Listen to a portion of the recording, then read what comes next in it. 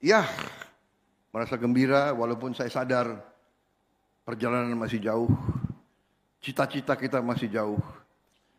29 juta rakyat kita masih belum punya rumah.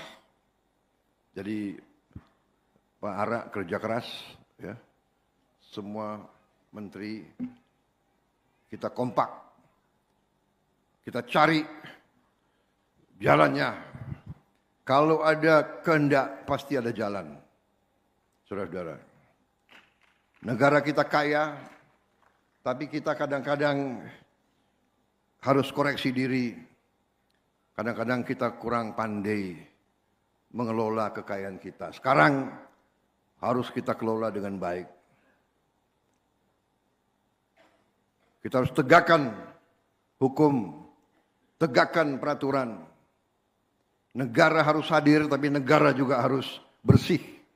Pemerintah harus bersih. Pemerintah tidak bisa mengizinkan institusi-institusinya korup. Saya bertekad berusaha untuk membersihkan aparat. Karena aparat adalah yang akan meneruskan, yang akan memberi pelayanan kepada rakyat. Kalau yang memberi pelayanan tidak baik, tidak jujur, saya kira kekayaan terus akan tidak sampai ke rakyat. Jadi ini pelajaran dari semua negara, semua dunia. Ribuan tahun pemerintah yang bersih kunci kebangkitan suatu bangsa. Kesejahteraan akan datang manakala pemerintah kita bersih. Saudara-saudara sekalian.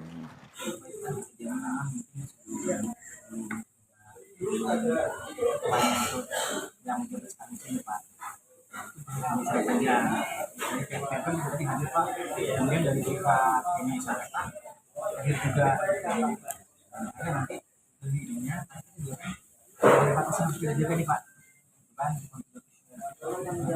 berarti tak bisa ya. Tapi kita sering telepon di sini malam-malam bisa membicarakan tentang ini gitu. Nah, di sini mungkin ini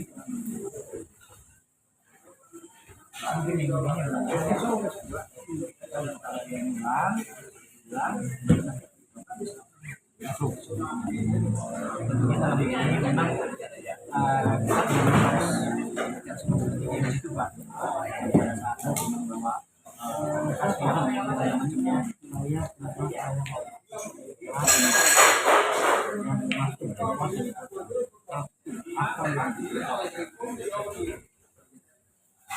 saya awalnya begitu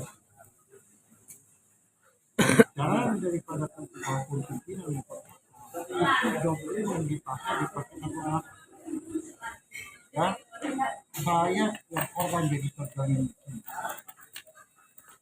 korban terjalin dan saya sebetulnya yang jelas kalau di sini tidak punya ada kepentingan tidak perlu mereka justru yang membuat korban adalah itu tolong kalau ada kewajiban gimana Pak saya takut Tuhan nggak takut manusia ya. Itu oknum bulan yang bikin akal-akalan saya cari dia kemana dia pergi saya tahu cuma saya masih tahu saya punya pegangan Islam saya yang bersih anti suap anti korupsi cuma saya sabar ya. Kalau masih DPR begini terus ya saya bedah itu aja saya bedah itu tandanya bencana alam termasuk Sumatera itu aja termasuk mau diberi kalau ada mau diberi hadapi saya sekarang juga di bagian depan ini bukan tidak bisa dimasakan dan ini lagi strateginya kita saja nggak dihargai udah awal udah saya bilang ini bakal terjadi hal yang nggak dikehendaki dan mereka tadi menyampaikan apa yang tadi kita dapatkan di jalan. Ini juga mereka membuka diri Pak. Bisa lebih langsung dengan harapan doa. Dipersilakan Pak tentunya. Nah, jadi bagaimana mungkin sekali punten tadi jalan sekali lagi ya Pak ya. Pada saat kita datang awal pun kita ngikutin prosedur dulu. Ya. Dulu sambil ini masih sampai ini. Yang selanjutnya saya rasa baru hari ini dan ternyata ada hasil yang memang Oke, Pak, untuk kita waktu ya. Mohon dengan segala perhatian. Saya masih punya satu hal. Kalau bapak-bapak ini memang betul saya dihargai oleh Bapak. Tolong yang kedua kali ketemu saya dengan Bapak. Kalau tidak, saya langsung ke Presiden. Titik. Tegas saya ke Presiden. Saya bongkar semua nanti. Gak ada saya takut satu. Jangan takut sama oknum pejabat, tapi jangan segan apabila ada oknum pejabat membuat surat-surat palsu mengataskan nama pemerintah. Dialah yang sekarang ini menjadi provokator yang membuat kejahatan dengan memalsukan surat-surat. Nah, itu pemerintah, instansi keuangan harus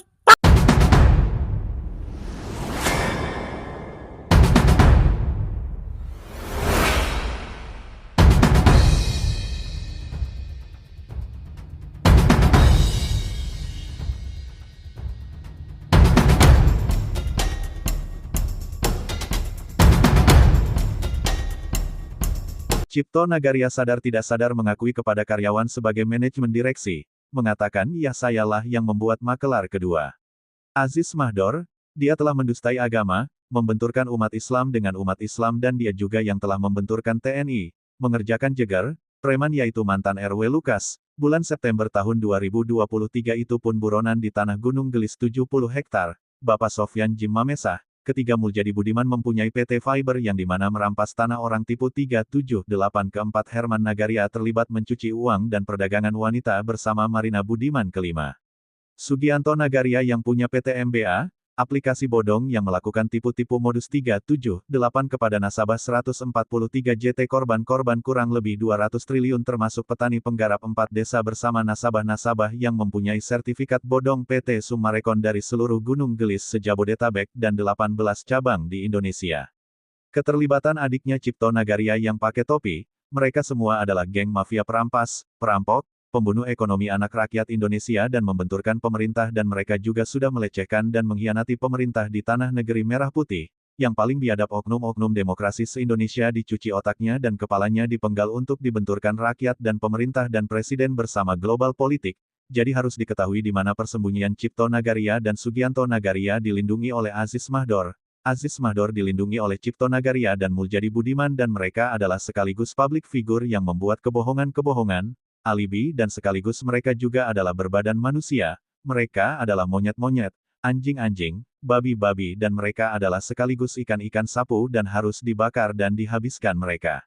Buktinya adalah yang menciptakan hukum rimba, mereka adalah senjata makan tanaman.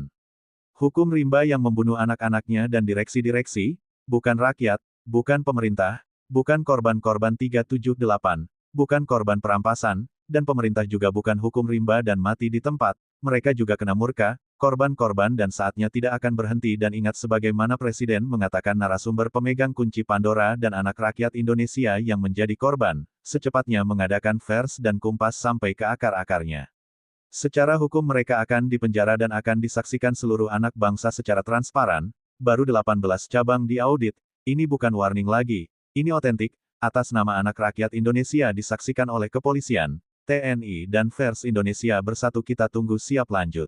Ibarat kata, ular berganti kulit, namun tetap berbisa, itu satu ungkapan yang cocok disandangkan kepada Sucipto Nagaria, yang mana pada waktu itu tepatnya di tanggal 6 April Sucipto Nagaria akan mengutus Santoso untuk menemui Pak Sofyan Jim Mamesah, namun belakangan diketahui bahwa Santoso ini tidak lain adalah Aziz Mahdor, gembong penista agama, pengadu domba umat Islam di Indonesia. Berbagai cara licik dan picik alibi-alibi busuk Sucipto Nagaria beserta Aziz Mahdor digunakan untuk mengelabui masyarakat korban MBA, MCIKJA Sumarekon agar tidak melakukan demo. Janji manis namun busuk terkuak modus-modus para bajingan perampok kedaulatan. Perlu diketahui bahwa Aziz Mahdor ini merupakan DPO atas kejahatan penistaan agama, pengadu domba umat Islam di Indonesia meraup kekayaan hasil menipu, mengatasnamakan agama, padahal busuk pengkhianat bangsa dan agama. Komplotan Sucipto Nagaria beserta Aziz Mahdor ini sangat meresahkan masyarakat, mengangkangi hukum melawan hukum demi ambisi, kerakusan akan harta, yang dimana tidak memperdulikan halal ataupun haram. Aziz Mahdor sengaja dipelihara oleh Sucipto Nagaria sebagai tameng untuk mengelabui masyarakat, karena notabenenya masyarakat Indonesia umumnya sangat menghormati seorang Habib, namun gelar Habib ini yang begitu mulia disalahgunakan oleh Aziz Mahdor yang seharusnya menjadi garda umat malah berbalik menjadi garda tameng bagi korporasi busuk.